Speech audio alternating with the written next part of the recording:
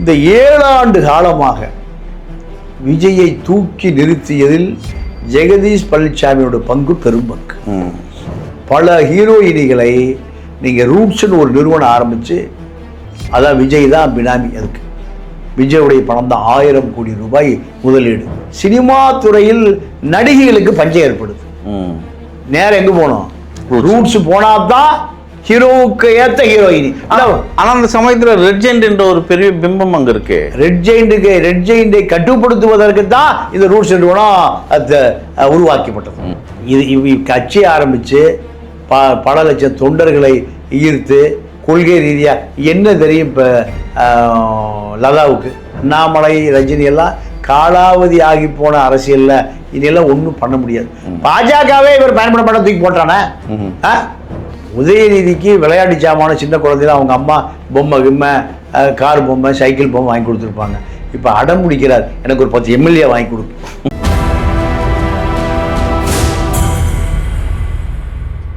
நேயர்களுக்கு வணக்கம். இன்றைய நேர்காணலில் நம்மோடு இணைந்திருக்கிறார் மூத்த பத்திரிகையாளர் திரு தமிழா பாண்டியன் அவர்கள். சார் வணக்கம். வணக்கம். இன்னைக்கு சட்டமன்ற கூட்டத்தில் நடந்துன்னு இருக்கு. ஆனால் இதுக்கு முன்னாடி ஜெகதீஷ் அவர்கள், அதாவது விஜயோட உதவியாளராக ஒரு பதவி கொடுத்துருக்காங்க, அரசாங்க பதவி. ஏற்கனவே உங்களுக்கு ஞாபகம் இருக்கும், விஜயோட ஜோதிடருக்கும் அந்த ஒரு பதவி கொடுத்தாங்க. அது பல எதிர்ப்பால் அது கைவிடப்பட்டது. ஆனால் அது கூடவே இந்த பதவியும் ஜெகதீஷ் பழனிசாமிக்கும் ஒரு பதவி கொடுத்துருக்காங்க. அது நேற்று தான் அவரோட பிறந்தநாள் அறிக்கையில் வெளியே வருது. அது எப்படி பார்க்குறீங்க அதை? இல்லை, நான் உங்களுடைய ரசிகனாக இப்பொழுது தனி செயலாளராக மாறி இருக்கேன். ஏன்னா அவர் அந்த ட்வீட் போட்டிருக்காரு. அதற்கு தகுதியான நபர் தான் அவர். எப்படின்னா, ஒரு சினிமா ஆசையால் சென்னைக்கு வந்த ஒரு இளைஞன். காவிரி படுகையில் தான் அவருடைய பிறப்பிடம். முருகதாஸ்ட் இருக்கார். முருகதாஸ்ட இருந்து படம் பண்ணுகிற போது இவர் அறிமுகம், விஜய் அறிமுகம். அதோடு விஜயோடு பயணப்படுறாரு. இந்த 7 ஆண்டு காலமாக விஜயை தூக்கி நிறுத்தியதில் ஜெகதீஷ் பழனிசாமியோட பங்கு பெரும்பங்கு. எப்படின்னா, சினிமாவில் எம்ஜிஆர் சிவாஜி, ரஜினி கமல், அஜித் விஜய், சரத்குமார் விஜயகாந்த். இதில் விஜய ஒரு 7 ஆண்டு கால சமூக வலைதளங்களின் வழியாக ஒரு பெரிய பிம்பத்தை கட்டமைத்தவர் ஜெகதீஷ் பழனிசாமி. அஜித் ரசிகர் மன்றத்தெல்லாம் கலைச்சிட்டார். அவர் இது போன்ற சமூக வலைதளங்களில் அவரை தூக்கி நிறுத்துவதற்கான எந்த முயற்சி அவர் செய்யலை. ஆனால் திரைப்படத்துறையில் ஒரு மிகப்பெரிய இடைவெளி வந்துவிடக்கூடாது, அந்த பிம்பம் கலைந்து விடக்கூடாது. நீங்கள் எப்பவுமே ஹீரோ வேலையை நீங்கள் சினிமா இல்லைனாலும், படம் எடுத்தாலும், படம் எடுக்கலினாலும், தள்ளி போனாலும் லைவாக இருக்கிற மாதிரி காமிக்கணும். ஏதாவது ஒரு பழைய படம் பிட்ஸை வெட்டி கிட்டி போட்டு ஒட்டி கிட்டியாவது மக்கள்கிட்ட விஜயை மக்கள் மறந்துடக்கூடாது. இதை செய்தவர் ஜெகதீஷ் பழனிசாமி. திமுக ஐடி விங்கு நீங்கள் உதயநிதியை பெரிய அளவில் ப்ரொமோட் பண்ணாங்க. அவர் நடிகராகவும் இருந்தார். இந்த விஜய் அஜித் பட்டியலில் எப்படியாவது உதயநிதி இடம் பிடிக்கும்னு நினச்சேன். அதையெல்லாம் தாண்டி விஜய ஒரு பெரிய சூப்பர் ஸ்டாராக, நீங்கள் ரஜினியே சொல்கிறாரு, நான் தாயா சூப்பர் ஸ்டார், இருக்க வரைக்கும் நான் தான் சூப்பர் ஸ்டார், இந்த பட்டம் யாருக்கும் போகாது, விஜய்களாக பக்கத்திலே வர முடியாது.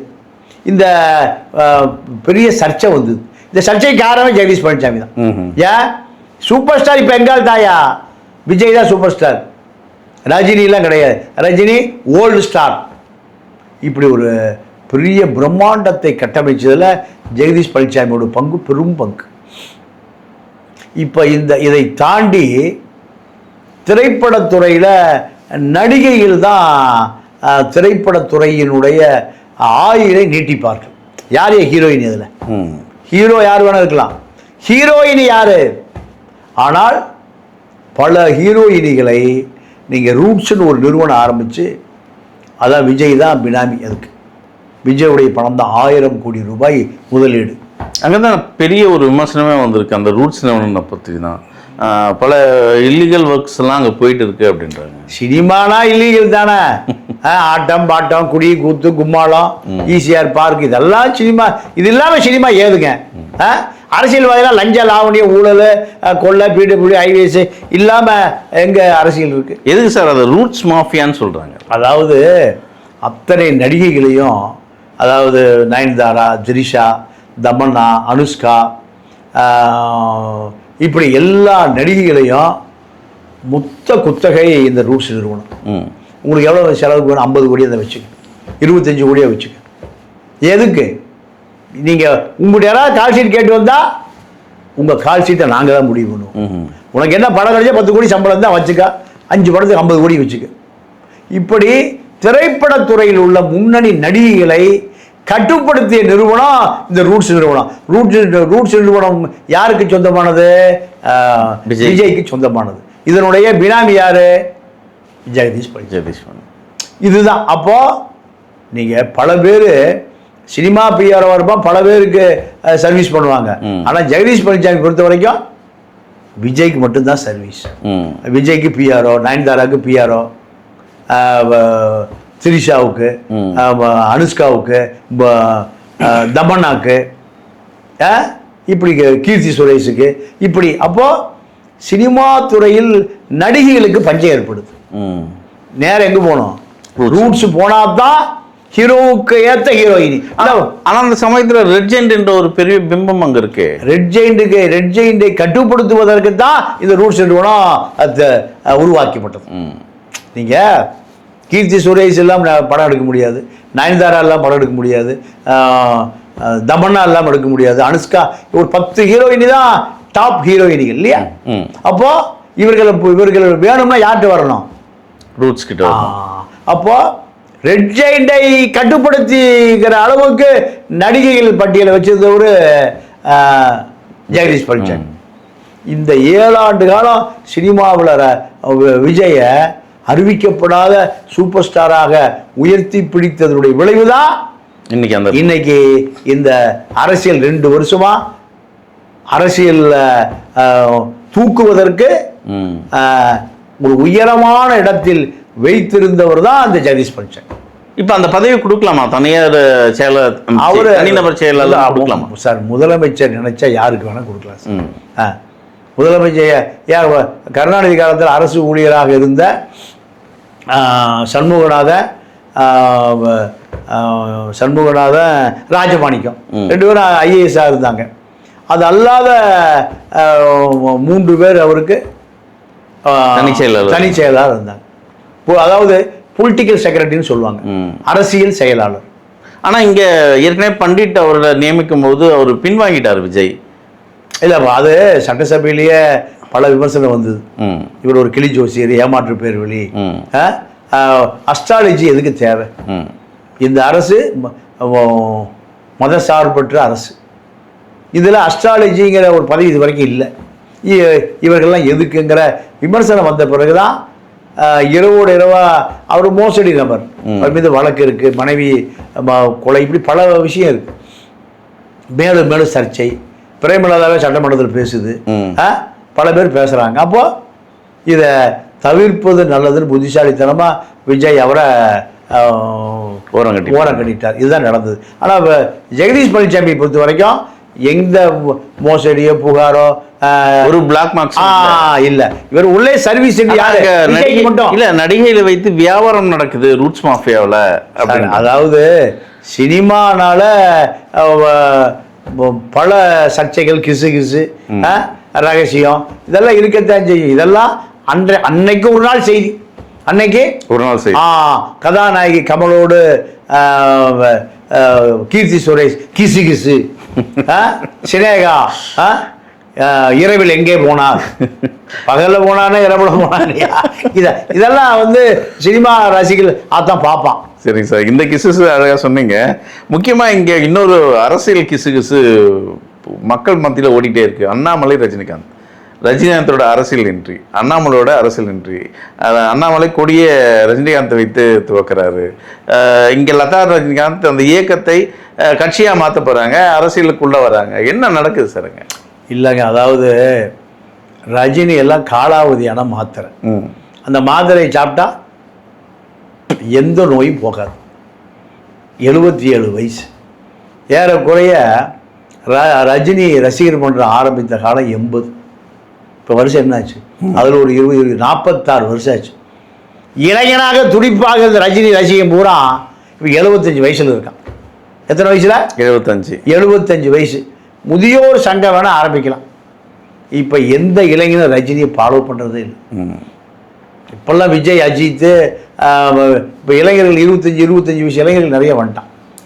அவர்களை தான் ஃபாலோ பண்ணுறாங்க தவிர இப்போ லதாவும் ரஜினிகாந்தும் ஏதாவது லயன்ஸ் கிளப்பு, ஒய்மேன்ஸ் கிளப்பு, இது போன்ற காஸ்மோபாலிட்டன் கிளப்பு, அதுதான் தலைவர். ஆமாம், காஸ்மோபாலிட்டன் கிளப்பு, ஜிம்கானா கிளப்பு, அப்புறம் நம்ம டி நகரில் இருக்க ஆந்திரா கிளப்பு, இங்கே வேணால் தலைவராகலாம். இது கட்சி ஆரம்பித்து பல லட்சம் தொண்டர்களை ஈர்த்து கொள்கை ரீதியாக என்ன தெரியும்? இப்போ லதாவுக்கு வசூல் பண்ணால் தெரியும். இப்போ அவனும் காசு கொடுக்க மாட்டான். இப்போ அதனால் ரஜினி பவர் கிடையாது, பவர் ஒன்றும் இல்லை, ஒன்றுமே இல்லை, பவர் செக்டரே இல்லைன்றீங்க. ஒன்றுமே இல்லை. ஆனால் அண்ணாமலை வந்து ரஜினியை கையில் எடுக்கிறாரு. இல்லை, அண்ணாமலை இப்போ ஒரு அமைப்பு ஆரம்பித்தார். 13,000 பேர் தான் சேர்ந்துருக்கான். பீதர் லீடர்ஸ் கிட்டத்தட்ட 13 லட்சம் பேர், 19 லட்சம் அப்படின்னு சொல்கிறாரு. உள்ளே போய் பார்த்தா எவ்வளோ பேர்? 13,000 பேர் தான். இந்த 13,000 லதாட்ட 13 பேர், 13,013 பேர் தான் மொத்தமே சேர்ந்துருக்கான். போராட்டம் பண்ண வாடானா ஒரு போய் வரமாட்டான். நீங்கள் இப்போ நம்ம பேசுகிறோம், 1 லட்சம் பேர் பார்க்குறான், 1 லட்சம் பேர் முன்னாடி வந்துடுவானா? வர மாட்டான். இதுதான் கதை.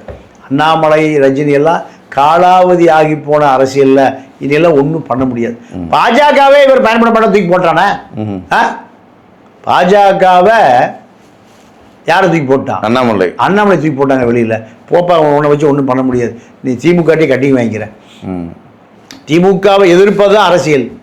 திமுகவை இத்தனை ஆண்டு காலம் எதிர்த்தது அண்ணாமலை தான். எதுக்கு? பிளாக்மெயில் பண்ணி பணம் வாங்குறதுக்கு. அமர் பிரசாத் ரெட்டின்னு ஒருத்தர் கொண்டு வந்தார், எல்லாம் வசூல் பண்ணி செட்டில் ஆகிட்டான். இப்போ இதெல்லாம் மக்கள் பார்க்குறான். அதனால் இவர்களுடைய அரசியல் இனி இங்கு எடுபடாது. இங்கே ஆக்ஷன் அரசியல் தான் எடுபடும். அதனால தான் திமுக, அதிமுக அரசியலை 10,000 கோடி இந்த தேர்தலில் செலவு பண்ணான, ஆளுக்கு 10,000 கோடி. எல்லாம் பணத்தை வாங்கி விசிலுக்கு வச்சு போட்டானே. இப்படி இருக்கிற பொழுது புது வரவு தான் எதிர்பார்க்குறான். இதெல்லாம் பழைய ரஜினிக்கு 77 வயசு, லதா கிடைச்சா வசூல் பண்ணிட்டு போயிடும், நம்ம மொத்தமாக பண்ணி விற்றுரும். அதனால் அண்ணாமலை பாஜகவை மிரட்டி பல 1000 கோடி சேர்த்துட்டாருன்னு பாஜக ஆதரவாளரான காவிதாஸே சொல்கிறார். மாரிதாஸ் என்ற காவிதாஸ். அப்போ இதில் எவன் புது சக்தியை யார் போவான்? ஊழலை ஒழிப்பதற்கான இயக்கம் தான் தேவை. திமுக, அதிமுகவை ஊழலை ஒழிக்கிற இயக்கம் தான் விஜய் இயக்கம். விஜய் இயக்கத்தை விட வீரியமாக ஒரு இயக்கம் வந்தால் மக்கள் ஆதரிப்பான். இவர்களெல்லாம் சுட்டு போட்டாலும் அதுக்கு லாயக்கானவர்கள் இல்லை. விஜய் ஆட்சி நீடிக்குமா? 5 வருஷம் நீடிக்கும். இங்கே 6 மாதத்தில் காணாமல் போகும். இல்லை, அது ஸ்டாலினுடைய ஆசை. 6 மாதத்தில் காணாமல் போயிடும், 3 மாதத்தில் காணாமல் போயிடும், 1 மாதத்தில் காணாமல் போயிடும். இப்போ உதயநிதிக்கு விளையாட்டு சாமான சின்ன குழந்தையில அவங்க அம்மா பொம்மை கார் பொம்மை, சைக்கிள் பொம்மை வாங்கி கொடுத்துருப்பாங்க. இப்போ அடம் பிடிக்கிறார், எனக்கு ஒரு 10 எம்எல்ஏ வாங்கி கொடுக்கும். இப்படியாவது விஜய் ஆட்சியை கவனிக்கணும். என்ன ஒன்றே தெரியாது, ஒரு 10 எம்எல்ஏ வாங்கி கொடு. சேகர் பாபு ஒரு பக்கம், மூர்த்தி ஒரு பக்கம், செந்தில் பாலாஜி ஒரு பக்கம். எங்கே போய் வாங்க போகிறாங்க? ஆந்திராவில் போய் வாங்க, கர்நாடகா எங்கேயாவது வாங்க, எனக்கு விஜய் ஆட்சியை கிடைக்கணும். விளையாட்டு புள்ள இப்போ 25 கோடி ரூபாய் மஞ்சள் பையில் போட்டுட்டு எங்கே எம்எல்ஏ கிடப்பாங்கன்னு அலையிறாங்க. இப்போ திமுக எம்எல்ஏ வாங்க முடியுமான்னு இப்போ அந்த லெவலுக்கு தாவேக்கா வந்துட்டாங்க. திமுக எம்எல்ஏ இவர்கள் வாங்குறார்களா, இல்லை அது தாவேக்கா எம்எல்ஏவை திமுக வாங்குறார்களா என்று பொறுத்திருந்து பார்ப்போம். எம்எல்ஏ வாங்குறதுல கடும் போட்டி நடக்குது. விலை ஜாஸ்தி ஆகிட்டே போகுது, டிமாண்ட் ஆகிட்டே போகுது. தொடர்ந்து பேசுவோம் சார். நன்றி, வணக்கம்.